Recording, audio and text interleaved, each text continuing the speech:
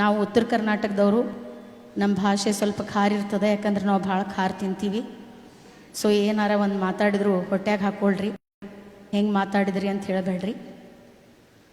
ನಮ್ಮ ಜೀವನ ಪ್ರಾರಂಭ ಆಗೋದು ರೈತರಿಂದ. ಯಾಕಂದ್ರೆ ಮುಂಜಾನೆ ಚಹಾ ಆಗಿರ್ಬೋದು, ಕಾಫಿ ಆಗಿರ್ಬೋದು, ಹಾಲಾಗಿರ್ಬೋದು, ಹಾಲಿನ ಪ್ಯಾಕೆಟ್ ಎಷ್ಟು ಚಂದ ಕಾಣ್ತೈತಿ, ಆದ್ರೆ ರೈತನ ಹೆಂಡ್ತಿ ಹಾಲು ಹಿಂಡಕ್ಕಿ ಬಂದು ಬಾಜುಕ್ ನಿಂತ್ರಂದ್ರೆ ನೀವು ಮೂಗಿನ ಮೇಲೆ ಸೆರಗಿಟ್ಕೊಂತೀರಿ. ಯಾಕಂದ್ರೆ ಆಕಿನ ಕಡೆ ಆಕಳು ಉಚ್ಚಿ ಆಕಳು ಹೆಂಡಿ ವಾಸನೆ ಬರ್ತಿರ್ತದೆ. ಯಾಕಂದ್ರೆ ಎಮ್ಮಿ ಮುಂದೆ ಆಕಳ ಮುಂದೆ ಹೋಗಿ ಎ ಫಾರ್ ಆ್ಯಪಲ್ ಅಂದ್ರೆ ಒದ್ದೆ ಬಿಡ್ತದೆ. ಆಮೇಲೆ ಎಮ್ಮಿ ಮುಂದೆ ಆಕಳದ ಮುಂದೆ ಹೋಗಿ ರೇಷ್ಮೆ ಸೀರೆ ಹಾಕ್ಕೊಂಡು ಭಾಳಷ್ಟು ಬಂಗಾರ ಹಾಕ್ಕೊಂಡು ಕುಂತ್ರಂದ್ರೆ ಇರಿದು ಒಗದ ಬಿಡ್ತೈತದು. ಅದರಲ್ಲಿ ಏನು ಗೊತ್ತಾಕೈತಂದ್ರೆ ನೀವೆಷ್ಟು ಸರಳವಾಗಿದ್ರಂದ್ರೆ ಪ್ರಕೃತಿ ನಿಮಗೆ ಕೊಡ್ತೈತಿ. ಸೊ ಇವತ್ತು ನಾನು ನಿಮ್ಮ ಮುಂದೆ ನಿಂತು ರೈತರ ಬಗ್ಗೆ ಮಾತಾಡ್ಲಿಕ್ಕತ್ತೀನಂದ್ರೆ basically I am not a farmer, I am a computer engineer. I completed my engineering 30 years back. ಚಪ್ಪಾಳಿ ತಟ್ಟಬೇಡ್ರಿ, ಮುಂದಿನ ಕತ್ತಿ ಬೇರೆ ಐತಿ. ಯಾಕಂದ್ರೆ 30 ವರ್ಷದಿಂದ ಯಾವಾಗ ನಾನು ಇಂಜಿನಿಯರಿಂಗ್ ಮುಗಿಸಿ ಪ್ರೋಗ್ರಾಮಿಂಗ್ ಭಾಳ ಚಲೋ ಮಾಡ್ತಿದ್ದೆ. ಯಾಕಂದ್ರೆ ನನಗೊಂದು ಕ್ರೇಜ್ ಇತ್ತು ಪ್ರೋಗ್ರಾಮ್ ಬರೆಯೋದು. ಆಮೇಲೆ 28 ವರ್ಷದಿಂದ ಮಾಡಿದ project work transmission control / internet protocol ಮೇಲೆ ನಾನೇನು ಪ್ರಾಜೆಕ್ಟ್ ಮಾಡಿದ್ದೆ, ನನಗೊಂದು 90 ಮಾರ್ಕ್ಸ್ ಬಿದ್ದಿದ್ದು.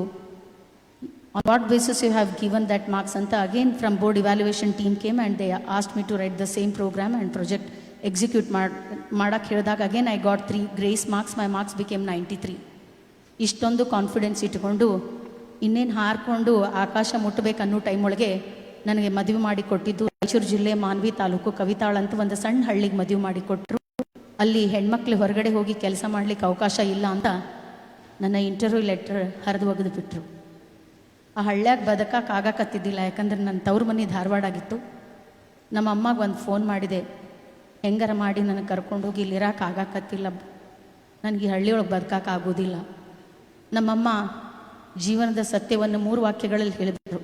ಒಟ್ಟು ಹೆಣ್ಣು ಕುಲಕ್ಕೆ ಹೊರಗೆ, ನೀ ಎಷ್ಟೊತ್ತಾದರೂ ಅಲ್ಲಿ ಬದುಕಬೇಕಿಲ್ಲಂದ್ರೆ ನಿನ್ನ 4 ಮಂದಿ ಅಕ್ಕಂಗ್ಯಾರ ನಾವು, ಅವ್ರಿಗೆ ಯಾರೂ ಮದುವೆ ಮಾಡ್ಕೊಂಡು ಹೋಗೋದಿಲ್ಲ, ಯಾಕಂದ್ರೆ ಆ ಮನೆ ಹೆಣ್ಮಕ್ಳು ಸಂಸಾರ ಮಾಡೋದಿಲ್ಲ ಅಂತ. ಆಮೇಲೆ ನಾನು ತವ್ರ ಮನೆ ಕಡೆ ತಲೆ ಮಾಡಿ ಮಕ್ಕಳದು ಮರೆತು ಬಿಟ್ಟೆ. ನಾನು ಕೊಟ್ಟಿದ್ದು ಒಂದು ದೊಡ್ಡ ಗುಡ್ಡ ಕೊಟ್ಟು ನನಗೆ. ಆ ಗುಡ್ಡ ಒಳಗೆ ಕಲ್ಲು ತೆಗ್ಯಾಕ 6 ವರ್ಷ ಆಯಿತು. ಅದು ಗುಡ್ಡ ಇದ್ದಿದ್ದಕ್ಕೆ ನಾನು ಭಾಳಷ್ಟು ಬೋರ್ ಹಾಕಿದ್ದೆ, ನೀರು ಬೀಳಿಲ್ಲ. ನನ್ನ ಗಂಡ 1-2 ಬೋರ್ ತನಕ ನನಗೆ ಸಪೋರ್ಟ್ ಮಾಡಿದ್ರು. ಆಮೇಲೆ ನನ್ನ ಕಡೆ ರೊಕ್ಕ ಇಲ್ಲ ಅಂತ ಹಿಂದೆ ಸರ್ಕೊಂಡ್ಬಿಟ್ರು. ನಾನು ನಮ್ಮಮ್ಮಗೆ ಭಾಳಷ್ಟು ಜಗಳ ಮಾಡಿ ಬಂಗಾರ ತೊಗೊಂಡಿದ್ದೆ ಮದುವೆಯಾಗ. ಇಷ್ಟು ಬಂಗಾರ ಹೊಲಕ್ಕೆ ಹಾಕಿದೆ ನಾನು. 5-20 ಬೋರ್ ಹಾಕಿದ್ರು ನೀರು ಬೀಳಲಿಲ್ಲ, ಬರೀ ಧೂಳು ಬರಾಕತ್ತು ಬಿಡ್ತು. ಲಾಸ್ಟಿಗೆಲ್ಲ ಮುಗಿದು ಬಿಡ್ತು. ಇನ್ನು ಮತ್ತೆ 4 ಗಾಡಿ ನಡ್ಬರ್ಕ ಕುಂದಿರ್ಸ್ತಾರೆ ನನಗಂತ 4 ಬಳಿ ಇದ್ದು ಕೈಯಾಗ. 2 ಮಾರಾಟ ಮಾಡಿದ್ದೆ, 2 ಇತ್ತು. ಆ 2 ಬಳಿ ಮಾರ್ಕೊಂಡು ಬರಕ್ಕೆ ಹೋದಾಗ ನನ್ನ ಗಂಡ, ಬೇಡ ನಮಗೆ ಹೊಲ ಮನೆ ಆಗಿ ಬರೋದಿಲ್ಲ, ಇದನ್ನ ಇಟ್ಕೋ, ನಿಮ್ಮ ಅಮ್ಮನ ಲಾಸ್ಟ್ ಒಂದು ಐತಿ ನಿನ್ನಲ್ಲಿ ಅಂತ. ಆದ್ರೆ ಒಂದು ಹೆಣ್ಮಗಳ ಮನಸ್ಸೊಳಗೆ ಕಿಡಿ ಹೊತ್ತಿಸಿದ್ರು, ಆ ಕಿಡಿ ಜ್ಯೋತಿಯಾಗಿ 2 ಮನೆ ಬೆಳಗ್ಬೇಕು. ಯಾಕಂದ್ರೆ 2 ಮನೆ ಮಾನ ಮರ್ಯಾದೆ ನಮ್ಮ ಕೈಯಾಗಿರ್ತದೆ. ಒಂದು ತವ್ರ ಮನಿದು, ಒಂದು ಗಂಡನ ಮನಿದು. ನಾವು ಯಾಕಂದ್ರೆ ಹೆಣ್ಮಕ್ಳು ಅಂದ್ರೆ ಹೊತ್ತಲದ ಮೇಲಿನ ದೀಪ ಇದ್ದಂಗೆ ನಾವು. 2 ಮನೆ ಬೆಳಗು ಶಕ್ತಿ ನಮ್ಮಲ್ಲಿ ಇರ್ತದೆ. ಅದಕ್ಕೆ ಇಲ್ಲ ಮಾರ್ಕೊಂಡು ಬರ್ರಿ ಅಂತ ಕಳಿಸಿದೆ. ಅವಾಗ ಬಂಗಾರ ಭಾಳ ಸಸ್ತಾ ಇತ್ತು, 6200 ರೂಪಾಯಿಗೆ ತೊಲಿ ಇತ್ತು. 4 ತೊಲಿಗೆ 24,000 ಬಂತು. ನನ್ನ ಗಂಡ ಬೋರ್ ಗಾಡಿ ತೊಗೊಂಡು ಬರಕ್ಕೆ ಹೋಗಿದ್ರು. ನಾನು ಗಟ್ಟಿ ಮಣ್ಣನ್ನು ಹಿಡ್ಕೊಂಡು ಅಳ್ಕೊಂಡು ಕುಂತಿದ್ದೆ, ಯಾಕಂದ್ರೆ ಮಂದಿ ಮುಂದೆ ಹತ್ರ ನಗ್ತಾರೆ. ಮುಂಜಾನೆ 9 ಗಂಟೆಗೆ ಬೋರ್ ಗಾಡಿ ಬಂತು. ನಾನು ಮಣ್ಣನ್ನು ಗಟ್ಟಿ ಹಿಡ್ಕೊಂಡು ಅಳ್ಬೇಕಾದ್ರೆ ನಾನು ಭೂಮಿ ತಾಯಿ ಒಂದೇ ಮಾತು ಹೇಳಿದೆ, ಇವತ್ತು ನನ್ನ ಕಡೆ ಕಳ್ಕೊಳಕ್ಕೆ ಏನಿಲ್ಲ, ಎಲ್ಲ ಮುಗಿದು ಬಿಟ್ಟದ. ಇವತ್ತು ನಾ ಬಿದ್ದರೆ ಮತ್ತು ನಾನು 4 ಗಾಡಿ ನಡ್ಬರ್ಕ ಕುಂದಿರ್ಸ್ತಾರೆ, ಹೆಂಗಾರ ಮಾಡಿ 1 ಇಂಚರ ನೀರು ಕೊಡಂತ ಬೇಡ್ಕೊಂಡೆ. ಅವಾಗ 9:15 ನನ್ನ ಆಳ ಮಗ ಬಂದ, ಅಮ್ಮ 1 ಇಂಚ್ ನೀರು ಬಿದ್ದವಂತ. ಅವಾಗ ಸಣ್ಣ ನಾನು ಕೈ ಖುಷಿಯಾಗಿ ಹಿಂಗೆ ಬಿಟ್ಟಾಗ ಮಣ್ಣು ನನ್ನ ಕೈ ಒಳಗೆ ಉಂಡಿಯಾಗಿ ಹಂಗೆ ಕುಂತಿತ್ತು.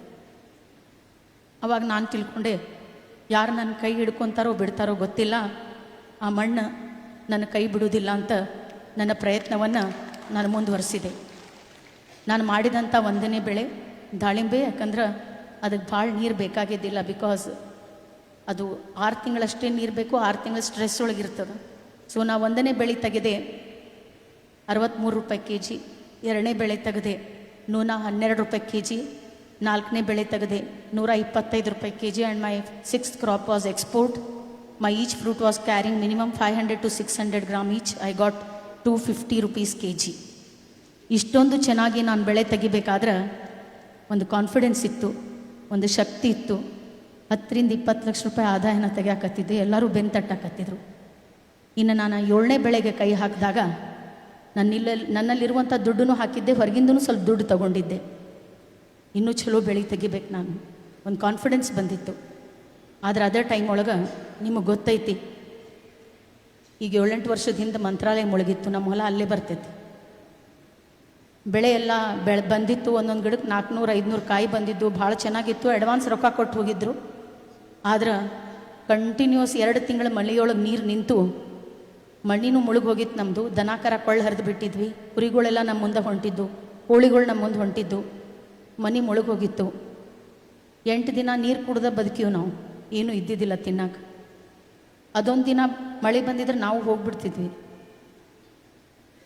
2-3 ತಿಂಗಳು ಕಂಟಿನ್ಯೂಸ್ ನೀರೊಳಗೆ ಗಿಡ ನಿಂತು ಬ್ಯಾಕ್ಟೀರಿಯಲ್ ಬ್ಲೈಟ್ ಡಿಸೀಸ್ ಬಂದು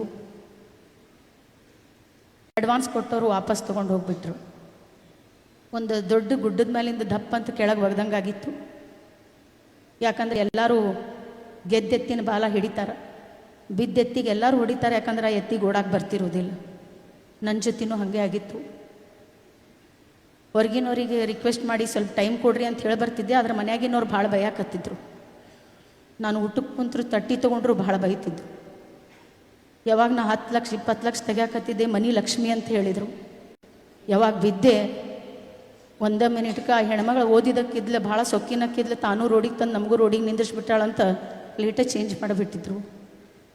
ನಾನು ಸೋತಿದ್ದೆ. ಆದ್ರೆ ನಾನು ಏನೋ ಅಪರಾಧ ಮಾಡಿದವ್ರ ಗತೆ ನಂಗೆ ನೋಡಕತ್ಬಿಟ್ರು. ನಾನು ಹಾಲೊಳಗೆ ಬಂದಮೇಲೆ ಎಲ್ಲರೂ ಎದ್ದು ಹೋಗ್ಬಿಡ್ತಿದ್ರು. 1 ಸೆಕೆಂಡ್ ನಾನು ಶೂನ್ಯ ಮನಸ್ಥಿತಿಗೆ ಹೋಗಿ ಆತ್ಮಹತ್ಯೆಗೆ ಪ್ರಯತ್ನ ಪಟ್ಟಿದ್ದೆ. ಎಲ್ಲರೂ ಹೇಳ್ತಾರೆ ಯಶಸ್ವಿ ಪುರುಷನ ಹಿಂದೆ ಮಹಿಳೆ ಅಂತ. ಆದ್ರೆ ನನ್ನ ಹಿಂದಿದ್ದು ನನ್ನ ಗಂಡ. ನಾನು ಯಾವಾಗ ಸಾಯ್ತೀನಂತ ಗೊತ್ತಾದಾಗ ಹೊರಗಿಂದ ಸಾಲ ತೊಗೊಂಡು ಬಂದು ನನ್ನ ಗಂಡ ನನ್ನ ಜೀವ ಉಳಿಸ್ಕೊಂಡು ಬಂದರು. My mother gave me birth, but my husband gave me rebirth. ಆಮೇಲೆ ನಾನು ಡಿಪ್ರೆಷನ್ ಒಳಗೆ ಹೋಗ್ಬಿಟ್ಟಿದ್ದೆ, ನನ್ನ ಕಾಲು ಹೋಗ್ಬಿಟ್ಟಿತ್ತು. ನಾನು ಮತ್ತೆ ಏನಾದರೂ ಪ್ರಯತ್ನ ಮಾಡಿದರೆ ಮತ್ತೆ ಮಂದಿ ಏನಾರು ಹೆರಾಸ್ಮೆಂಟ್ ಮಾಡ್ತಾರೆ. ನಾನು ಬರೀ ಕತ್ಲು ರೂಮ್ ಒಳಗಿರ್ತಿದ್ದೆ, ಮಂದಿಗೆ ನೋಡಿದ್ರೆ ಅಂಜಿಬಿಡ್ತಿದ್ದೆ. ನಮ್ಮಪ್ಪ 2 ವರ್ಷ ಇದ್ದಾಗ ನಂಗೆ ನಡೆಯೋದು ಕಲಿಸಿದ್ರು. ನನ್ನ ಗಂಡ ನಾನು 28 ವರ್ಷ ಇದ್ದಾಗ ನಡೆಯೋದು ಕಲಿಸಿದ್ರು. ನನ್ನ ಹೆಜ್ಜೆಗೆ ನಾನು ಹೆಜ್ಜೆ ಹಾಕಿ ನಿಂತರು. ಆವಾಗ ನಾನು ತಿಳ್ಕೊಂಡೆ, ಎಲ್ಲರೂ ನನ್ನ ಕೈ ಬಿಟ್ಟರು, ಎಲ್ಲರದು ಮೊಬೈಲ್ ಸ್ವಿಚ್ ಆಫ್ ಇತ್ತು. ಆದ್ರೆ ನನ್ನ ಗಂಡ ನನ್ನ ಮೇಲೆ ಇಟ್ಟಿಂಥ ವಿಶ್ವಾಸಕ್ಕೋಸ್ಕರ ಆದರೂ ನಾನೇನಾದರೂ ಮಾಡಿ ತೋರಿಸ್ಬೇಕಂತ ಮತ್ತೆ ನಾನು ಎದ್ದೆ.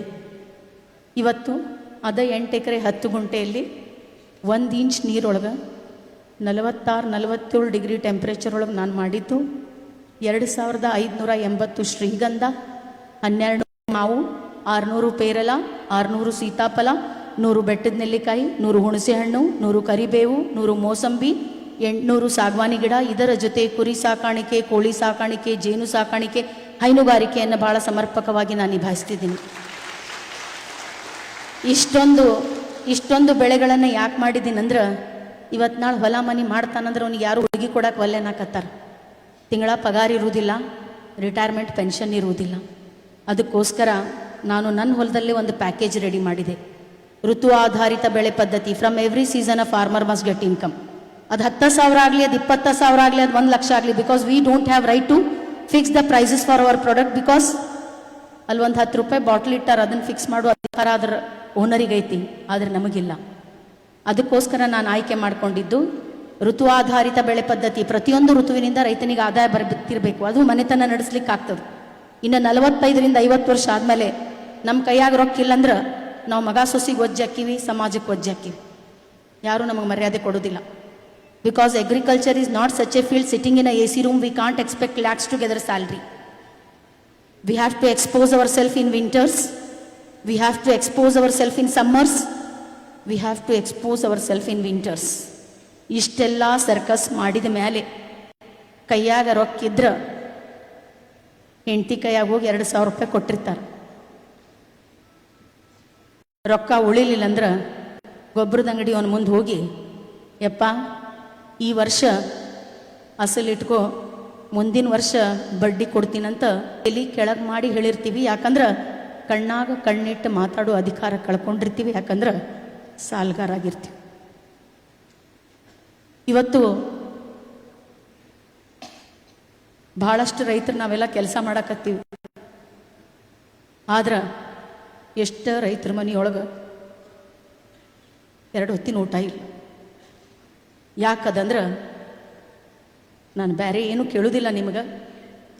ನಮಗೇನಾರ ನಿಮಗೆ ಕೊಡ್ಬೇಕನ್ಸಿದ್ರು ಒಂದು ಮಧ್ಯವರ್ತಿಗಳಿಗೆ ಚೌಕಾಶಿ ಮಾಡೋದಿದ್ರೆ ಮಾಡ್ರಿ. ಆದ್ರೆ ರೈತರು ಹೆಣ್ಮಕ್ಳು ರೈತರು ಯಾರಾದರೂ ಕಾಯಿಪಲ್ಯ ಮಾರಕ್ಕೆ ನಿಮ್ಮ ಮನೆಗೆ ಬಂದ್ರಂದ್ರೆ ಒಂದು 5 ರೂಪಾಯಿ ಹೆಚ್ಚಿಗೆ ಕೊಟ್ಟು ಕಳಿಸ್ರಿ. ಯಾಕಂದ್ರೆ ಅದರಿಂದ ಅವ್ರ ಮನ್ಯಾಗ ಒಲಿ ಉರುತ್ತೈತಿ, ಅವ್ರ ಮಕ್ಕಳು ಸ್ಕೂಲಿಗೆ ಹೋಗ್ತಾರ,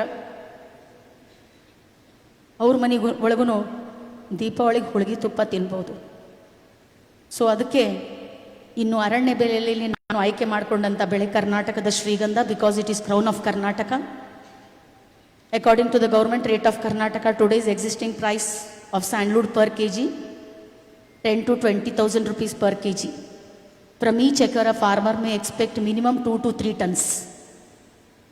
ಒಂದು ಇಂಜಿನಿಯರ್ ಕೋಟಿಯಲ್ಲಿ ಮಾತಾಡ್ಬೋದು, ಒಂದು ಡಾಕ್ಟರ್ ಕೋಟಿಯಲ್ಲಿ ಮಾತಾಡ್ಬೋದು. ಆದ್ರೆ ಹೆಬ್ಬಟ್ಟು ಹೊತ್ತು ರೈತನು ಕೋಟಿಯಲ್ಲಿ ಮಾತಾಡಬೇಕು. ಜಗತ್ತ ಅವನ ಹೆಂಡತಿ ಮಕ್ಳಿಗೆ ಕೊಡುವಂಥ ಗೌರವ ಬದಲಾಗಬೇಕು. ಯಾಕಂದ್ರೆ ಎಷ್ಟೋ ಸಲ ಒಂದು ರೈತನ ಹೆಂಡತಿ ಮನಸ್ಸು ಮರಗಿರ್ತದ. ನನ್ನ ಗಂಡನೂ ಆಫೀಸರ್ ಆಗಿದ್ರೆ ನಾನು ಒಂದು 10 ತೊಲಿ ಬಂಗಾರ ಹಾಕ್ಕೊತಿದ್ದೇನೆ. ಎಷ್ಟೋ ಸಲ ಒಂದು ರೈತನ ಮಗಳ ಮನಸ್ಸು ಮರಗಿರ್ತದ, ನಮ್ಮಪ್ಪನೂ ಆಫೀಸರ್ ಆಗಿದ್ದರೆ ನಾನು ಇಂಜಿನಿಯರಿಂಗ್ ಮೆಡಿಕಲ್ ಮಾಡ್ತಿದ್ದೇನೋ. ಯಾಕಂದರೆ ಎಷ್ಟೋ ಸಲ ಫೀಸ್ ಕಟ್ಟಾಗಿ ರೊಕ್ಕಿರ್ಲಾರ ನಾವು ಅವ್ರಿಗೆ ಮದುವೆ ಮಾಡಿ ಕಳಿಸಿವಿ. ಅಂಥ ರೈತನ ಮನೆಯೊಳಗೂ ಆ ಹೋಳಿಗೆ ತುಪ್ಪ ಬರಬೇಕು. ಅದಕ್ಕೋಸ್ಕರ ನಾನು ಡಿವೈಡ್ ಮಾಡಿದ್ದು agriculture, horticulture, agro forestry, animal husbandry, floriculture, all together it is integrated farming where we have to generate short term income, mid term income, long term income. ಹಾಗಾಗಿ ಇಲ್ಲಿ ಯಾರಾದರೂ ರೈತರು ಇದ್ದರು, ಯುವ ಜನರು ಇದ್ದರು, ನಾನು ಒಂದು ಮಾತು ಹೇಳಲಿಕ್ಕೆ ಇಷ್ಟಪಡ್ತೀನಿ. ನೀವು ಅವರಿಂದ ಹೋಗಿ ಇವರಿಂದ ಹೋಗಿ ಜೈ ಜೈ ಧಿಕ್ಕಾರ ಹಾಕೋದ್ರಿಂದ ಏನಾಕೇತೋ ಬಿಡ್ತೈತೆ ನನಗೆ ಗೊತ್ತಿಲ್ಲ. ಆದ್ರೆ ನಿಮ್ಮ ಹೊಲ ಮನ್ಯಾಗ ನಿಮ್ಮ ಹಿರಿಯರು ಏನಾರ ನಿಮಗೆ ಹೊಲ ಉಳಿಸ್ಯಾರಂದ್ರೆ ಖರೆ ಹೇಳ್ತೀನಿ, ಅವ್ರಿಗೆ ಕಾಲ ಬಗ್ಗೆ ನಮಸ್ಕಾರ ಮಾಡಿ. ಯಾಕಂದ್ರೆ 1 ಎಕರೆ ಹೊಲ ಮಾರಿ ನೀವು ಒಂದು ಗೌರ್ಮೆಂಟ್ ನೌಕರಿ, ಒಂದು ಪ್ರೈವೇಟ್ ನೌಕರಿ ತಗೋಬಹುದು. ಆದ್ರೆ 1 ಎಕರೆ ಒಂದು ಗೌರ್ಮೆಂಟ್ ನೌಕರಿ, ಪ್ರೈವೇಟ್ ನೌಕರಿ ಮಾಡಿ 1 ಎಕರೆ ಹೊಲ ತಗೊಳಿಕ್ ಆಗುದಿಲ್ಲ. ಯಾಕಂದ್ರೆ ಎಂಥ ಸಣ್ಣ ಹಳ್ಳ್ಯಾಗೂ 20 ರಿಂದ 30 ಲಕ್ಷ ರೂಪಾಯಿಗೆ ಎಕರೆ ಹೊಲ ಆಗ್ಯಾವ. ಅದಕ್ಕೆ ನೀವು ಯಾವತ್ತು ನಾವೇನಿಲ್ಲ ನಮ್ಮಿಂದ ಏನಾಗುದಿಲ್ಲ ಅಂತ ಅನ್ಸ್ಕೋಬೇಡ್ರಿ. ಯಾಕಂದ್ರೆ ನೀವು ಪಾಪ ಅನಿಸ್ಕೊಂಡ್ರೆ ಬರೀ ನಿಮಗೆ ದಯೆ ಮತ್ತು ಅನುಕಂಪ ಸಿಗ್ಬೋದು, ಅಧಿಕಾರ ಮತ್ತು ಹಕ್ಕು ಸಿಗುದಿಲ್ಲ. ಅಧಿಕಾರ ಮತ್ತು ಹಕ್ಕು ಸಿಗ್ಬೇಕಂದ್ರೆ ನಿಮ್ಮ ಹೊಲ್ದಾಗ ಕೆಲಸ ಮಾಡ್ರಿ. ಯಾಕಂದ್ರೆ ಸಿಟಿಯಾಗ 1200 2.5 ಸ್ಕ್ವೇರ್ ಫೀಟ್ ಮನಿ ಕಟ್ಟಿ ಮೆರ್ಯಾಕತ್ತಾರ, ಮೆರಿಲಿ ನಾವೇನು ಬ್ಯಾಡ್ ಅನ್ನೋದಿಲ್ಲ. ಆದ್ರೆ ಈ ಜಗತ್ತೊಳಗೆ ಎಲ್ಲಕ್ಕಿಂತ ಸೌಕರ್ಯ ಯಾರಾದ್ರೂ ಅದಾರಂದ್ರ ರೈತರು. ಯಾಕಂದ್ರೆ 1 acre is equal to 40 guntas, 1 ಗುಂಟಾ is equal to 1089 square feet. 43,000 square feet ಇದ್ದ ಒಡೆಯರ್ ಈ ಜಗತ್ತೊಳಗೆ ಯಾರಾದ್ರೂ ಅದಾರಂದ್ರ ರೈತರು ಮಾತ್ರ ಅದಾರ. ಅದಕ್ಕೆ ಇವತ್ತ ನನಗೆ ಹೆಮ್ಮೆ ಐತಿ, ನಾನು ಒಂದು ರೈತನ ಹೆಂಡತಿ ಅಂತ ಹೇಳಲಿಕ್ಕೆ.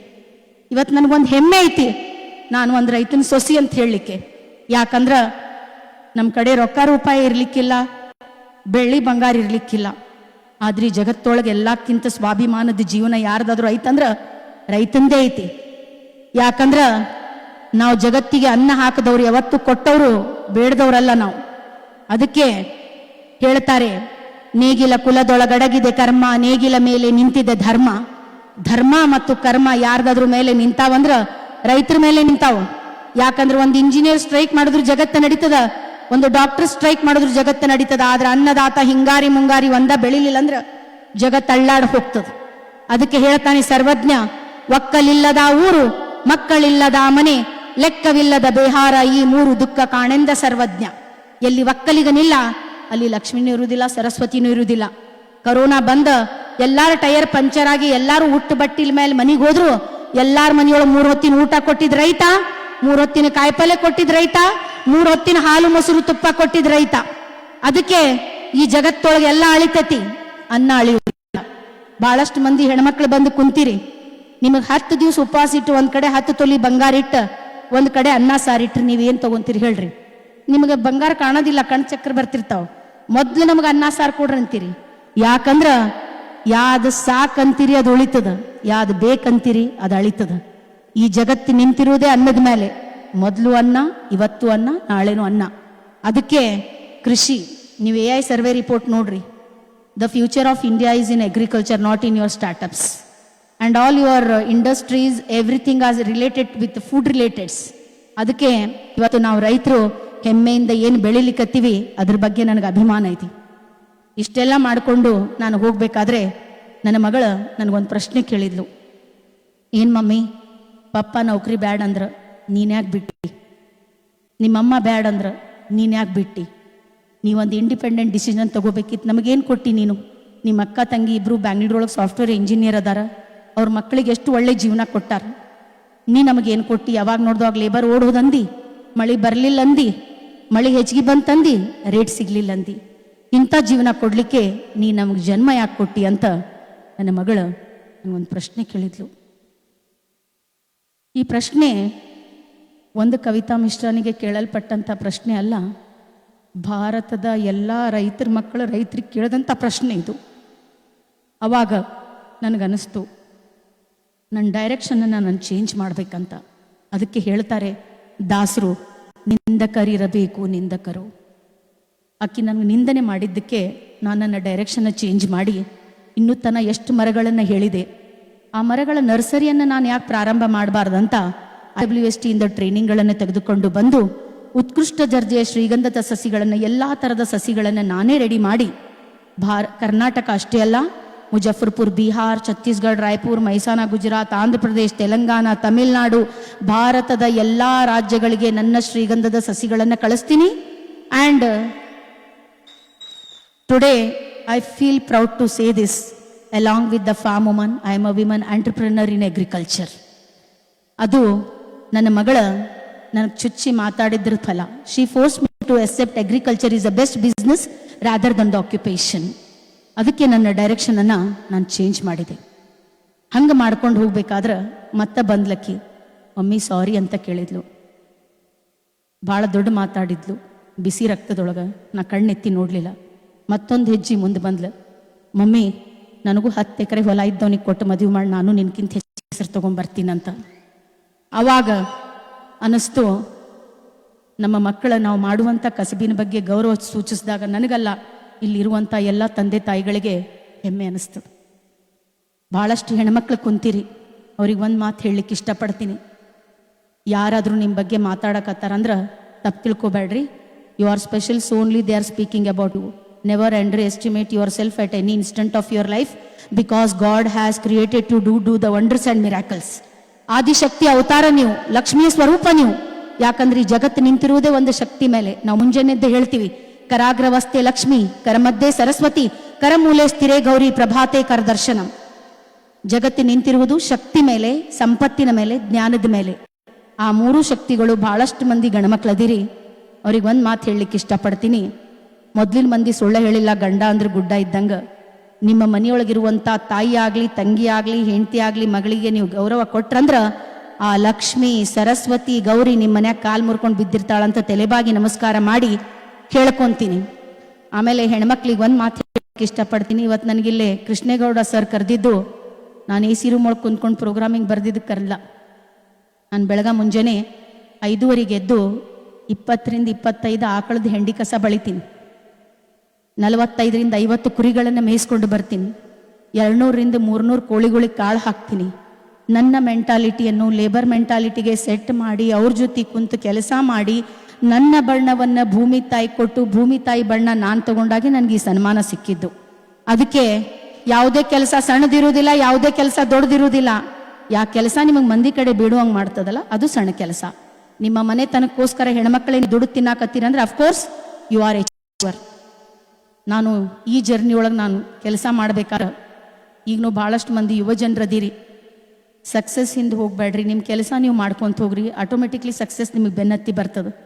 ಇಂಥ ಜರ್ನಿ ಒಳಗೆ ನಾನು 5 ರಾಷ್ಟ್ರ ಪ್ರಶಸ್ತಿ ತಗೊಂಡೆ, ಒಂದು 50ರಿಂದ 60 ರಾಜ್ಯ ಪ್ರಶಸ್ತಿಗಳನ್ನು ತಗೊಂಡೆ, ಮಠ ಮಾನ್ಯತೆಗಳ ಭಾಳಷ್ಟು ಪ್ರಶಸ್ತಿಗಳನ್ನು ಕೊಟ್ಟರು. ಆಮೇಲೆ ಮೊನ್ನೆ ಒಂದು ಗೌರವ ಡಾಕ್ಟರೇಟ್ ಸಿಕ್ತು. ಅದು ಯಾವುದಾದ್ರೂ ಥೇಸಿಸ್ ಬರ್ದಿನಂತ ಕೊಟ್ಟಿಲ್ಲ, ಆಕಳ ಸೆಗಣಿ ಕಸ ಬೆಳೆದಿದ್ದು ಕುರಿ ಮೇಯಿಸ್ಕೊಂಡು ಬಂದಿದ್ದು ಕೊಟ್ಟಾರ. ಅದಕ್ಕೋಸ್ಕರ ಇದನ್ನು ಯಾಕೆ ಹೇಳಾಕತ್ತೀನಂದ್ರೆ ಅತಿಶಯೋಕ್ತಿ ಅಲ್ಲ. ಈ ನನ್ನ ಯಶಸ್ಸು, ಈ ನನ್ನ ಪ್ರಶಸ್ತಿಗಳು ಇಲ್ಲಿರುವಂಥ ಎಲ್ಲ ಮಹಿಳೆಯರಿಗೆ ಸಮರ್ಪಣೆ ಮಾಡಲಿಕ್ಕೆ ಇಷ್ಟಪಡ್ತೀನಿ. ಯಾಕಂದರೆ ಇದು ಒಂದು ಕವಿತಾ ಮಿಶ್ರನ ಯಶಸ್ಸಲ್ಲ, ಬೂದಿ ಮುಚ್ಚಿದ ಕೆಂಡದಂತಿರುವಂಥ ಸಾವಿರಾರು ಕವಿತಾ ಮಿಶ್ರಗಳ ಕತೆ ಇದಾಗಿದೆ. ಅದಕ್ಕೋಸ್ಕರ ಹೆಣ್ಮಕ್ಳ ಯಾವಾಗಲೂ ಆಗೋದಿಲ್ಲ ಅಂತ ಕುಂದ್ರಬೇಡ್ರಿ. ನೀವು ಮನಸ್ಸು ಮಾಡಿದ್ರೆ ಈ ಜಗತ್ತನ್ನು ಅಳ್ಳಾಡಿಸುವಂಥ ಶಕ್ತಿ ಯಾರೆಲ್ಲಾದರೂ ಐತಂದ್ರೆ ಒಂದು ಹೆಣ್ಮಗಳ ಕಡೆ ಮಾತ್ರ ಐತಿ. ನೀವು ಮಾಡಿ ತಿನ್ನಬೇಕು, ದುಡ್ದು ತಿನ್ನಬೇಕು. ಆಮೇಲೆ ಮಂದಿ ಮನಿ ಒಲಿ ನೋಡಿ ನಿಮ್ಮ ಅಡಿಗೆ ಮಾಡ್ಲಿಕ್ಕೆ ಹೋಗ್ಬೇಡ್ರಿ. ಯಾಕಂದ್ರೆ ಮಂದಿ ಮನಿದು ಉಪ್ಪು ಖಾರ ಹುಳಿ ಬೇರೆ ಐತಿ. ಅದು ಕ್ವಾಂಟಿಟಿ ಆಗಿರ್ಬೋದು, ಕ್ವಾಲಿಟಿ ಆಗಿರ್ಬೋದು. You are unique, don't compare yourself to others. ಆಕಿ ಬಾಜುದಕ್ಕಿ ಮನಿ 3 ಅಂತಸ್ತಿನ ಮನಿ ಕಟ್ಟಾಳ, ನಿಮ್ಮ ಗಂಡ್ಮಕ್ಳಿಗೆ ಕಿರಿಕಿರಿ ಮಾಡಬೇಡ್ರಿ. ಬಾಜುದಕ್ಕಿನ ಮನ್ಯಾಗ 20 ತೊಲಿ ಬಂಗಾರ ಐತಂತ ಕಿರಿಕಿರಿ ಮಾಡಬೇಡ್ರಿ.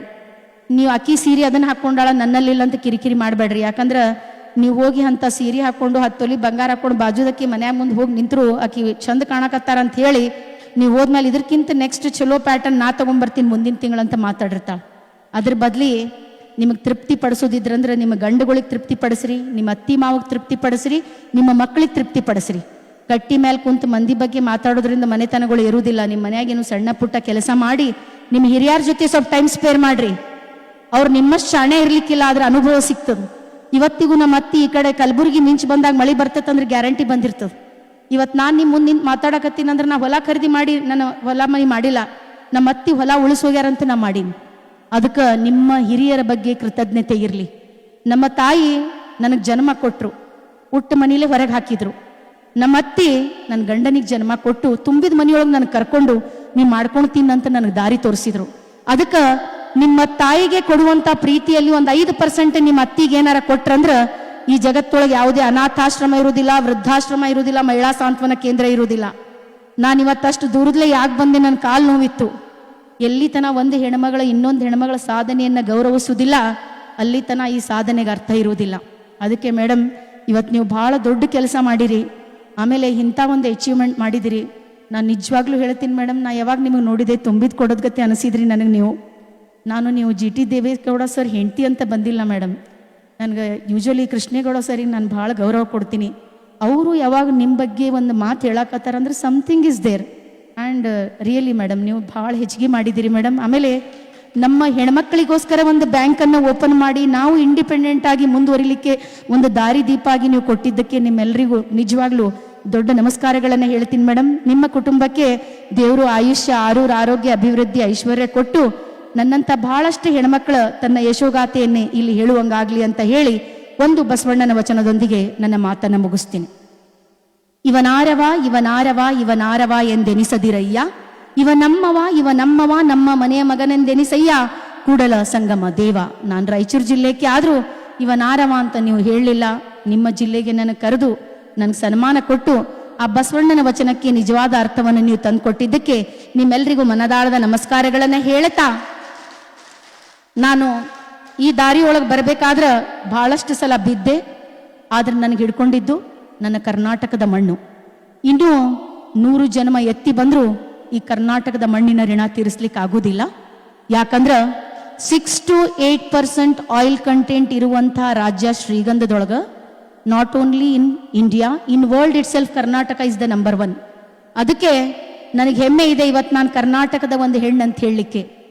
ಎಲ್ಲಾದರೂ ಇರು, ಎಂತಾದರೂ ಇರು, ಎಂದೆಂದಿಗೂ ನೀ ಕನ್ನಡವಾಗಿರು. ಕನ್ನಡವೇ ಸತ್ಯ, ಕನ್ನಡವೇ ನಿತ್ಯ. ಇದೇ ನಾಡು, ಇದೇ ಭಾಷೆ, ಎಂದೆಂದೂ ನಮ್ಮದಾಗಿರಲಿ. ಎಲ್ಲೇ ಇರಲಿ ಹೇಗೆ ಇರಲಿ ಕನ್ನಡವೇ ನಮ್ಮ ಉಸಿರಿರಲಿ. ಧನ್ಯವಾದಗಳು ಮೇಡಮ್, ಧನ್ಯವಾದಗಳು.